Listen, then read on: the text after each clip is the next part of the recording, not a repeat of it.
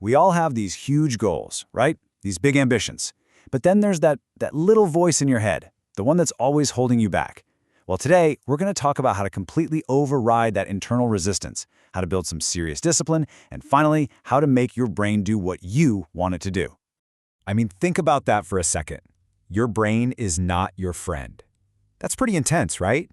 But it gets right to the heart of the matter. This struggle we all have with doing hard things, it's not just about willpower. It's like we're literally in a war against our own mind's programming. And you know what? Today, we're going to learn how to win. All right, so first things first, we have to understand our opponent. And it turns out the biggest enemy standing in the way of our own growth is the very thing in our head that's supposed to be on our team. Okay, so get this. It's kind of wild to think about, but your brain, it doesn't actually care about your dream of running a marathon or starting a business. Not really. Its number one single-minded goal, hardwired over millions of years of evolution, is just survival. That's it. That ancient part of our brain is all about conserving energy, avoiding risk, and staying comfortable. It's the source of that little whisper that says, just rest, or you can totally start tomorrow. And this right here, this lays out the battle perfectly. On one side, you've got what your brain wants, comfort, safety, and rest. But on the other side, well, that's what your goals demand, resistance, growth, and action. You see the problem? It's a total mismatch between our ancient survival instincts and our modern ambitions.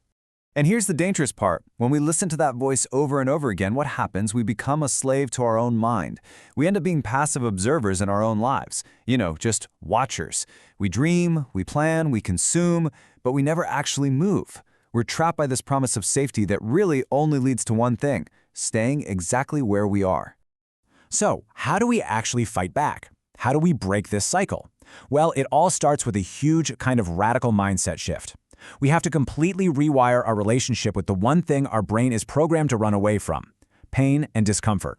Most of us, we see pain as an enemy, right? It's a warning sign to stop, to retreat. But what if we've had it completely backwards this whole time? What if pain is actually the price of admission? Think of it like a currency. It's what you pay for growth, for power, for strength. It's not a stop sign anymore. From now on, it's the green light. It's the trigger that tells you, yes, you're on the right track. And this right here needs to become your new mantra. Every single time your brain whispers, "I don't feel like it," you're going to respond with, "Good. That means I absolutely must." That feeling of resistance, it's not an excuse to stop. It's now the signal to go. This one little phrase completely flips the script on your brain's programming. So here's the bottom line for this whole mindset shift. Stop chasing comfort. Just stop. Instead, start chasing resistance. We have to completely change our target. The goal isn't to find the easy way out anymore. The goal is to hunt for the challenges, because that is the only place where real growth is hiding. Okay, look, having the right mindset is huge, but we need more than that. We need a practical, in-the-moment weapon for when that battle starts. And this is it. We're calling it the 3-second kill switch. It's a tool designed to absolutely obliterate hesitation before your brain can even start firing off its list of excuses. The second you feel that hesitation, that little, maybe later feeling, an invisible clock starts. You've got 3 seconds. 2. At this point, your brain is already spooling up. It's getting its excuses ready, preparing to talk you out of whatever it is you need to do. 1. This is it. This is the moment of truth. You either move now or your brain wins and you stay exactly where you are. And here's exactly how you use it. It's so simple. The instant you feel that hesitation, you start the countdown. 3, 2, 1, and you move. You physically start the motion. No thoughts. You thinking about the workout? 3, 2, 1, you're putting on your shoes. Alarm goes off. 3, 2, 1, feet hit the floor. The key is to act before your brain can even start negotiating with you.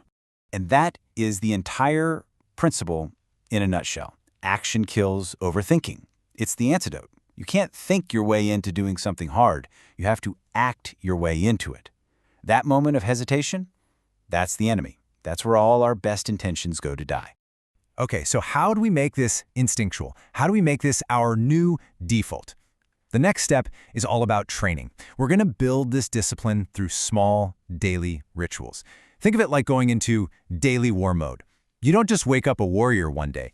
You become one by winning small battles every single day. And here are some examples of what those daily battles can look like. A cold shower, a quick 100 push-ups, 30 minutes of focused work with no distractions, waking up before the sun. You don't have to do them all. Just pick one. The point isn't the act itself. It's the deliberate choice to do something uncomfortable. Every time you do one of these, it's like casting a vote for the person you want to become. You're training your brain, showing it who's really in charge. And let's be super clear about this. The goal here is not to feel ready. It's not about motivation. You're probably never going to feel like taking a cold shower. Forget the feeling. The goal is to act, period. You act until your brain just shuts up and follows your lead. You teach it that its whining doesn't matter because you're going to do it anyway. Which brings us to the final piece of the puzzle. And honestly, this might be the most important part of all. All these things we've talked about, the mindset shift, the 3-second rule, the daily rituals, this isn't just about ticking more boxes on your to-do list. This is about forging an entirely new identity. So I want you to really think about this question for a second. Are you lazy or are you just untrained? So many of us slap that lazy label on ourselves. But what if that's just not true? What if you're not lazy at all? What if you've just spent years training your brain to seek comfort? Because if that's the case, that's just a pattern, and any pattern can be broken. Because this is the ultimate point of everything we're talking about. You are not just rewiring your day. You are rewiring your identity. This isn't about building a better morning routine. It's about building a new you. It's about deciding, right now, the type of person you are, and then proving it to yourself with your actions, over and over and over again. Yeah, the ultimate goal here is to become a machine that doesn't just survive under pressure, but actually thrives under pressure. To become the kind of person who sees a challenge and leans into it, not because it's easy, but specifically because it's hard. Look, we've all listened to that fearful, comfort-seeking voice for way too long. That version of you, the one that obeys fear, that version can die today, right now. From this moment forward, you can choose to be the person who does the hard thing. So the only question left to answer is, who will you be tomorrow?